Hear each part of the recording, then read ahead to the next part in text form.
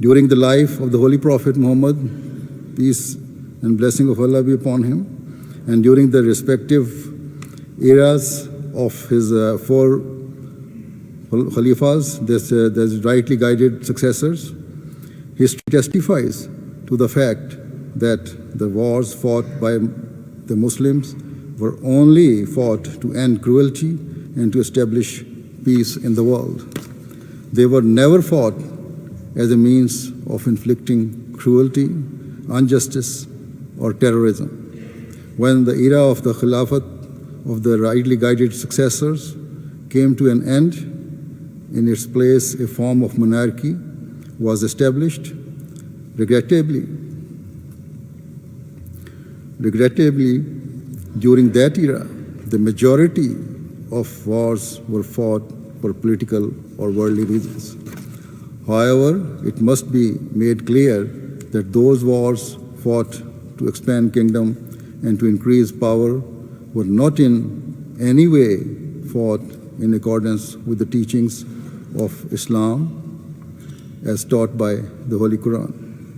In a similar vein, the action of Muslim governments or opposition rebel groups today cannot be said to reflect or represent the teachings of Islam in any shape or form.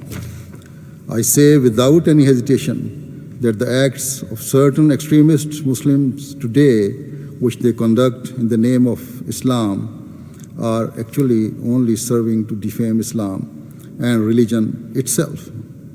If people follow such a religious ideology, it is quite clear that religion or God cannot play a positive role in establishing peace in the world. Indeed, we would have to admit that those people who say that religion has been a cause of spreading disorder in the world have been proved correct.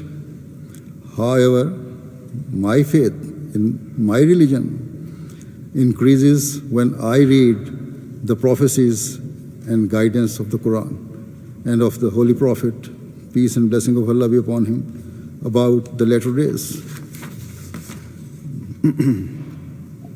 Both the Quran and the Holy Prophet, peace and blessing of Allah be upon him, prophesied that the time would come when Muslims would forget the true teachings of Islam and would not follow the Quran. They further prophesied that those Muslims who would call themselves religious clerics and leaders would in reality be the source of strife, corruption, and disorder. This is exactly what we are witnessing today. As I have said, when I observe all of this, my faith does not diminish, but rather increases. I do not become frustrated, and nor do I lose hope. Because where the Quran and the Holy Prophet, peace and blessing of Allah be upon him, prophesied about the dire need of today's world, they also gave glad tidings that for the sake of reviving true Islam, a person would be sent from amongst the Muslims who would be the promised Messiah and the Imam Mahdi, the guided one. He would be sent to end all religious wars and at every level of society would transform all forms of cruelty into peace and harmony. He would work tirelessly to fulfill these noble objectives and would infuse the true spirit of Islam amongst his followers.